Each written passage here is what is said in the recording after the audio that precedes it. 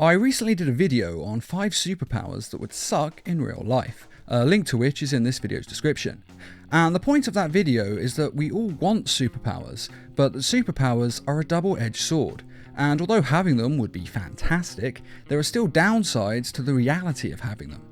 And this video is going to go over another 5 superpowers that would suck in real life.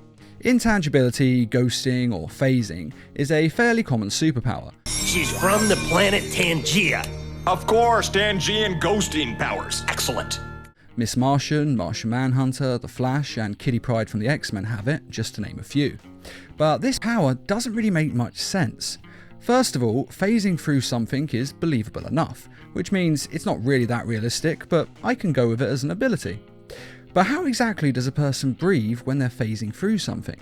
Because oxygen would simply phase through your body, so it would be impossible to breathe. After all, if a wall can phase through you with no hassle, what chance does oxygen have? So this severely limits how long this power could be used for before a person would suffocate. Now, to be fair, of course, most walls aren't actually that thick, so you could easily get through one wall quite easily. And of course, this power is only relevant for those who have the power and also need to breathe, as some of the people that can phase through things don't need to breathe at all. And the next problem with this power is gravity. Either gravity affects you in this state, or it doesn't. If it does affect you, then logically, as soon as you're out of phase, you'd immediately start sinking through the ground, because you'd phase right through the ground just like you'd phase right through a wall. Which could be fine if you're inside a building that's several stories tall, as you could stop phasing when you hit the next level. But if you're on the ground level, you could have no place to stop. I dreamed you phased away. I dreamed you couldn't stop. Or you'd manage to keep going long enough that you'd make it through the Earth's crust until you end up at the Earth's core.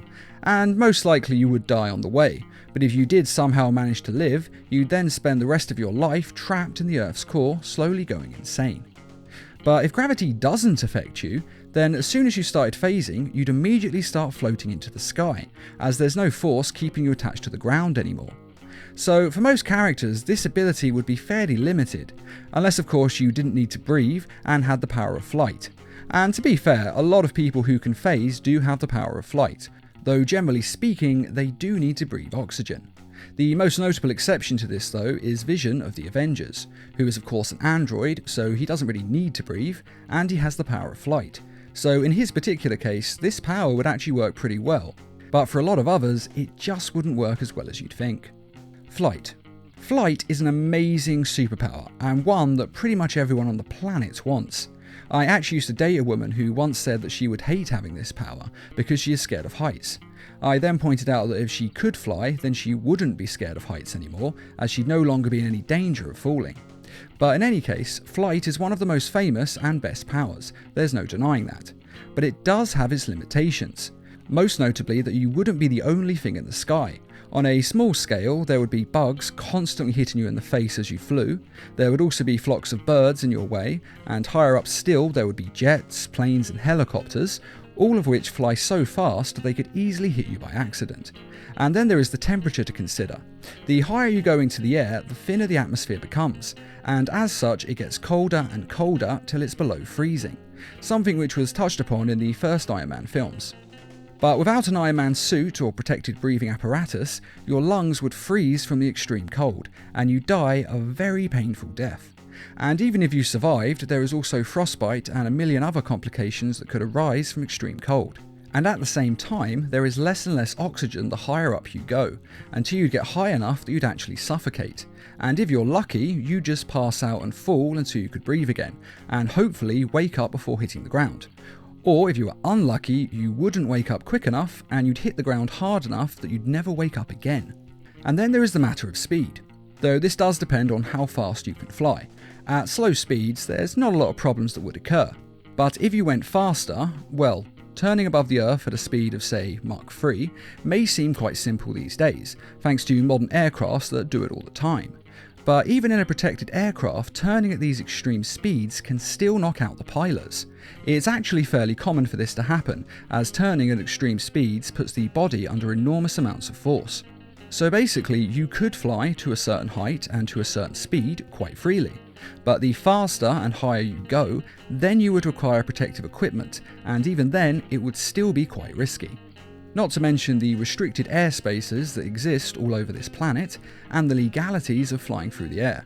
Because any government that had a populace who could fly would immediately pass legislation to restrict and control these people, because they wouldn't want you to just fly around wherever you wanted to. XRay Vision. Nice work, Hal. How did It's you... not him. What? His DNA matches Bruce Wayne's, but his vitals were all wrong. One of Superman's most famous abilities, and one that has a very obvious drawback, namely radiation. X-ray radiation is very safe in small doses, and won't usually damage a person to any noticeable degree. I myself have actually had dozens of X-rays over my life, and it's nothing to worry about. But frequent exposure has risks. That's why health professionals who use X-ray equipment use special equipment to protect themselves, and in England they usually retreat to behind a lead-lined space, because if you continually expose to X-ray radiation again and again over long periods of time, then it can cause cancer and a host of other radiation-based problems. Now, to be fair, usually when a person has X-ray vision, it's not normally due to using X-ray radiation. The term has just become synonymous in comics for being able to see through objects. And in a lot of Superman's incarnations, along with other characters who have this ability, the way they see through things is not from X-ray radiation. They're just able to basically see through things perfectly clear, and we're never really given that much detail in how this is possible. And this is one of the other differences that has to be said. Seeing through an X-ray doesn't really show that much detail, whereas Superman and others can see through in perfect detail on each level, meaning it's unlikely that X-ray radiation is actually being used. But in some versions of Superman's character, it is explicitly stated that Superman's X-ray vision does indeed use X-ray radiation. In fact, in one episode of Superman the Animated Series, they make a point of telling the audience that Superman and Supergirl's X-ray vision uses this radiation, as the villain creature Unity is vulnerable to X-ray radiation, and they use it to defeat the creature. Thanks, but how did... Remember when Ma woke up? It was the X-rays. And somehow the X-ray radiation that Superman uses allows him to see through any object, apart from lead, perfectly clearly.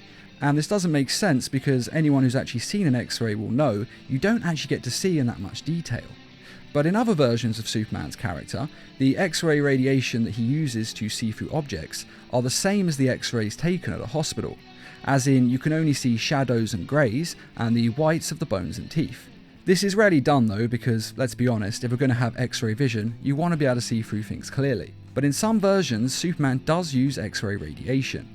And since this would mean that your eyes are constantly pumping out this radiation, it could damage your own body as well as others. Although in Superman's case, I think he'd probably be immune to the dangers of X-ray radiation. But if we, on this planet, as humans, were able to use it, we would get severe radiation poisoning, and it would most likely lead to our eyes having to be removed, and possibly in our own deaths. And anyone you were using this vision to look at would constantly be getting a dose of high radiation, and this could cause severe damage and cancer in the people around you. The doctor says it's as if our breasts have been x-rayed 5 hours a day, every day for the last 3 years. Oh my God, that's terrible. First every woman I've ever known, and now you guys. So in reality, X-ray vision would not look nearly as good as movies, comics and TV shows would have us believe, as you'd only really be able to see people's bones in any detail.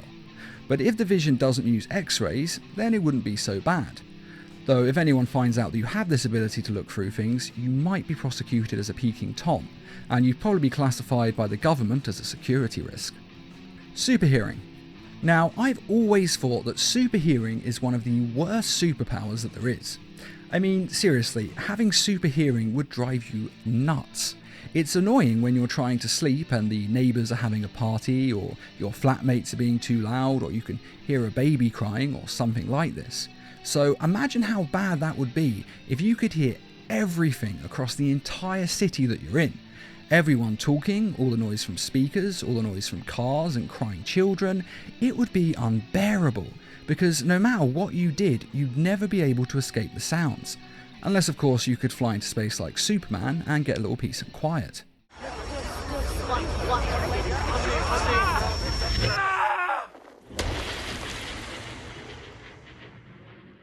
Now, I do have to say that although I do think this power is terrible, your mind might filter out a lot of the noise that you're hearing.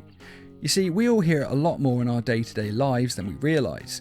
This is because as you grow up, your mind learns what sounds are important and what sounds are less important, and it filters them out. For example, I used to live by a police station in London, so literally every 5 minutes a car would drive out of the station with the siren blaring. And yet I never once heard them the whole time that I lived there. It was only when a friend came to visit and the sirens kept him up all night that I realised just how bad the situation was, because I'd gotten used to the sounds being there, and so I just didn't hear them anymore. I mean, my ears were still hearing them, but my brain was filtering them out, so I wasn't really consciously aware of them. Now, my point being that the sounds you hear may not be as big a problem as you'd think, as your mind might filter out a lot of them most of the time. But the problem then, even if you do filter out most noises, is that this power isn't really of much use.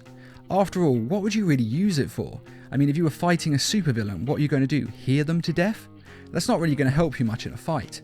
And even if you could learn to listen for heartbeats or something like that, hearts do all sound pretty much the same, so it'd be a difficult task to track someone using just their heartbeat like Daredevil does. Up there! Because there are so many people with beating hearts that focusing on just one would be all but impossible. So at worst, this problem would drive you nuts from all the constant sounds that you would always be hearing 24/7, and you'd have a permanent headache. And at best, you'd be able to overhear some people gossiping. I mean, there are some situations where that would be useful, if you were, say, a spy, a private detective, or of course a superhero, but even then, 99 times out of 100, listening in wouldn't give you that much information, unless you're there at the exact right moment you need to be to hear something that's vitally important. Which happens all the time to superheroes, to be fair, but you have to realise that that's scripted. They're always meant to be there at the right time so that the audience knows what's happening. Surprises people. Did start out pretty young. Paper route at 7. Jimmy. But in the real world, you'd most likely miss the important stuff. And although you might hear something useful, anything you heard that was incriminating wouldn't be admissible in court as evidence anyway, so it wouldn't actually be that useful in bringing people down. Controlling the weather. Now, this power is actually one of the more impressive and useful powers that there is. Thor frequently summons lightning and uses it to good effect. In fact, the end fight sequence from Thor Ragnarok is not only my favourite Marvel fight sequence, I'd say it's debatably the best one in superhero movie history. And this power has many other uses besides fighting. In the case of Storm from the X-Men, she's used it on numerous occasions to bring rain to regions that are suffering from extreme droughts, and actually saved a lot of lives. And this power could be used for a lot of good, perhaps even helping to monitor for hurricanes and other devastating weather, and evacuating affected areas, and maybe even stopping these events from happening in the first place. But there are two major problems with this superpower.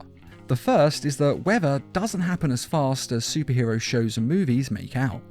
And what I mean by that is that rain clouds can't just form instantaneously.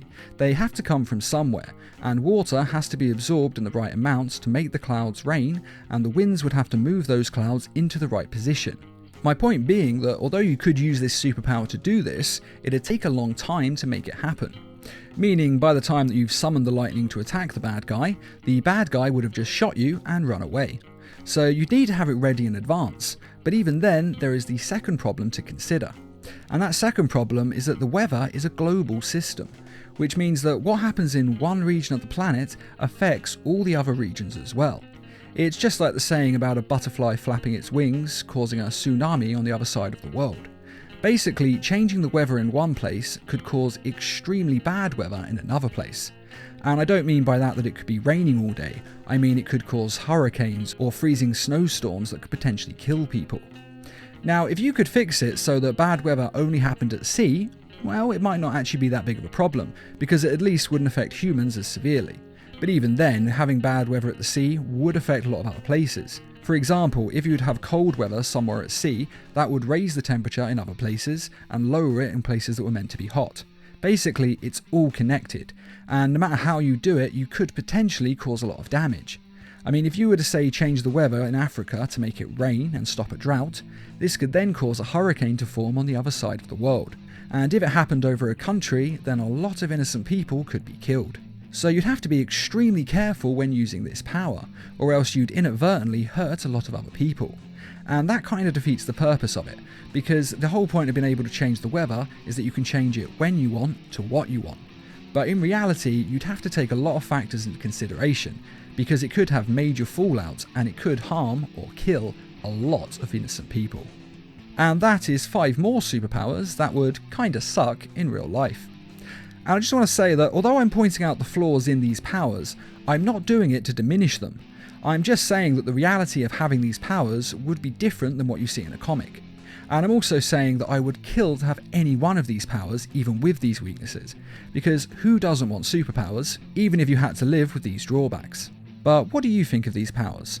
Are there any other flaws with them that you think I've missed? And are there any other superpowers that you think would also suck if you had them in real life? Be sure to let us know in the comments, and I'd just like to say a quick thank you to those who made this video possible by donating to the Needle Mouse Productions page on Patreon. And as always, thanks for watching, and feel free to subscribe, share, like, and comment.